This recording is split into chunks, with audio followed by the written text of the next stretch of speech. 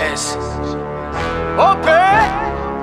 Yo, salut mes humains, c'est OP, j'espère que vous allez bien, bienvenue sur ma chaîne YouTube, on se retrouve bien évidemment, hein, vous l'avez vu le thème, ça va être le mercato, on le sait, on se rapproche bientôt de la trêve hivernale. Trêve hivernale veut dire aussi mercato d'hiver. Bon, le mercato d'hiver, on le sait, c'est un petit peu Bob le bricoleur, hein, c'est là où tu vas affiner un petit peu ton équipe, c'est un marché, oui, d'opportunités, on peut le dire aussi. Donc voilà, hein, bon, je préfère quand même le mercato estival, mercato d'été.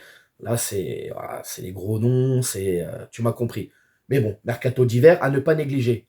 Avant toute chose, on s'abonne à la chaîne si ce n'est toujours pas fait. La petite clochette à côté, on clique dessus pour les notifications, le référencement. On met son plus beau pouce bleu et on lâche son petit commentaire. Alors en ce moment, on le sait, avec Paris, il y a toujours des noms de joueurs qui sont associés. Hein, des joueurs même parfois farfelus. Tu te dis, ah, celui-là, je l'avais pas vu. Mais bon, ça sort d'un compte Twitter, ça sort d'un mec sur TikTok, ça sort de un peu nulle part et n'importe où, j'ai envie de te dire.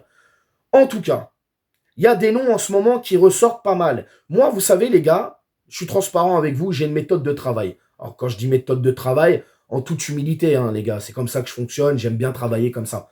Quand j'entends un joueur, hein, ou une rumeur sur Internet qui sort de je ne sais où, et qu'on dit qu'il va venir à Paris ou je sais pas quoi, j'aime bien aller voir la presse locale. C'est-à-dire, par exemple, je sais pas moi, là en ce moment on parle de Casimiro. Hein, Casimiro, bah, si tu regardes un petit peu sur les tabloïds anglais, tu vas regarder un peu les journaux sportifs anglais, il y a strictement aucun article qui parle d'un départ de Manchester United pour Casimiro ou d'un rapprochement avec le Paris Saint-Germain. Il n'y a rien du tout. Zéro walou.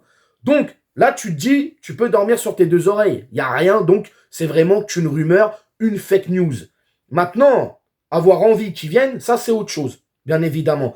Il y a aussi les rumeurs, c'est qu'au Fofana, j'ai entendu Fabinho, j'ai même vu Raphaël Guerreiro, soi-disant, il serait le joueur qui, lui, va venir cet hiver, etc. C'est officiel, machin. Non, arrêtez les conneries. Moi, Raphaël Guerreiro, je te dis la vérité, s'il fallait le prendre, c'était cet été. Il était libre. En plus de ça, il a cette polyvalence qui me plaît beaucoup. C'est-à-dire, il peut jouer latéral gauche. On en a besoin en ce moment, hein, avec la blessure de Nuno Mendes qui met du temps à revenir.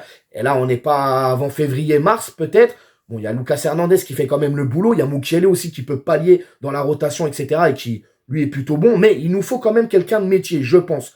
D'ailleurs, on le sait. Paris veut se renforcer. Hein, c'est le milieu de terrain pour moi qui est le plus important et la défense si on peut. Mais c'est vraiment le milieu de terrain là pour moi.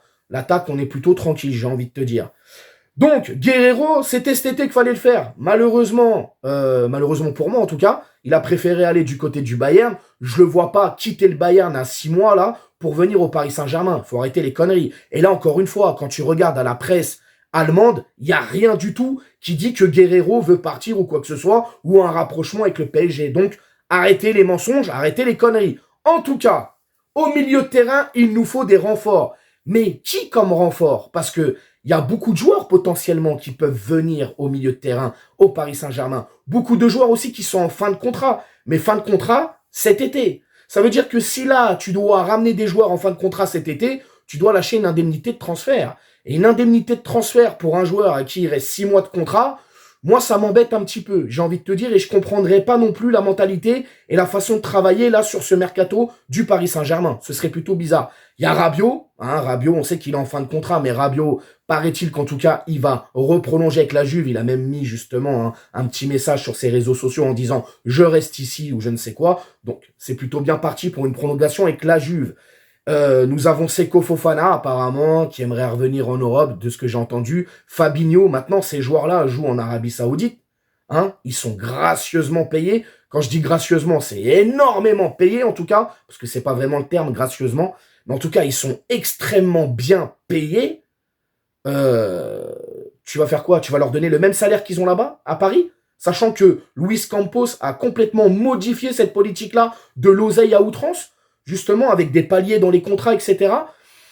Ça me semble quand même très compliqué. Revenons à Casimiro. Casimiro, oui, énorme joueur, grand palmarès, grand joueur, tout ce que tu veux. Légende du Real, légende du Brésil, légende du football, si tu as envie de le dire, au milieu de terrain.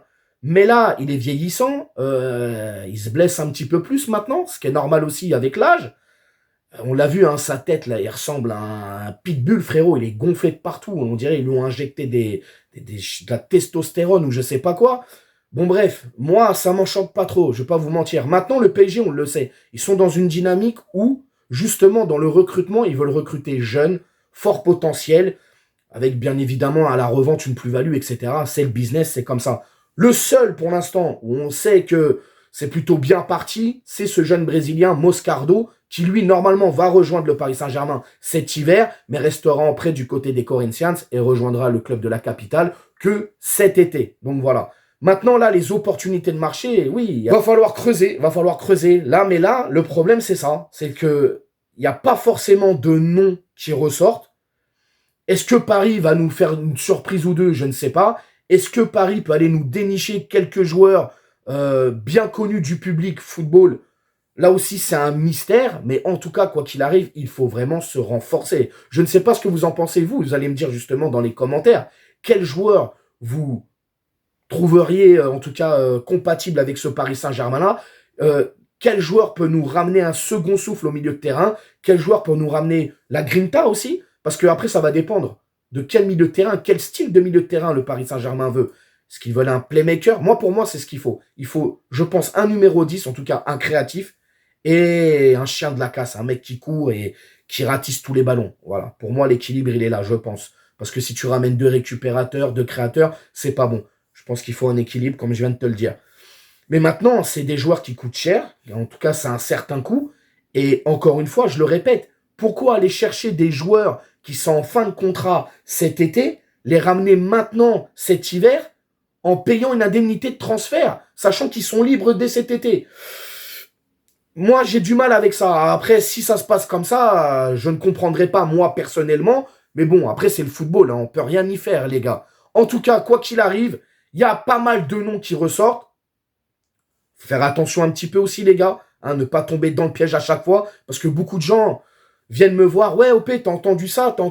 Les gars, si tous les jours, il y a un nom qui sort, et on doit justement voir si c'est vrai, pas vrai, on va jamais s'en sortir. Je le répète encore une fois, le Paris Saint-Germain, malheureusement, est souvent associé à tout un tas de noms quand les mercatos arrivent. Et il y en a qui s'engouffrent là-dedans et qui en font du buzz et qui en font tout ce que tu veux, t'as compris.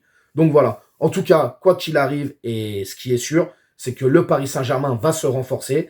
Va falloir ramener des joueurs d'expérience, ça c'est sûr, mais à quel prix? Vraiment à quel prix? Vous allez me dire dans les commentaires les noms qui pour vous pourraient, comme je te l'ai dit, compatibles et qui le Paris Saint-Germain devrait faire pour cet hiver justement à ces postes-là du milieu de terrain. N'hésitez pas à vous abonner, partager, liker. Et puis nous, on s'attrape pour demain, déjà pour l'avant-match contre Metz, mercredi, qui sera le dernier match avant la trêve hivernale. Ciao!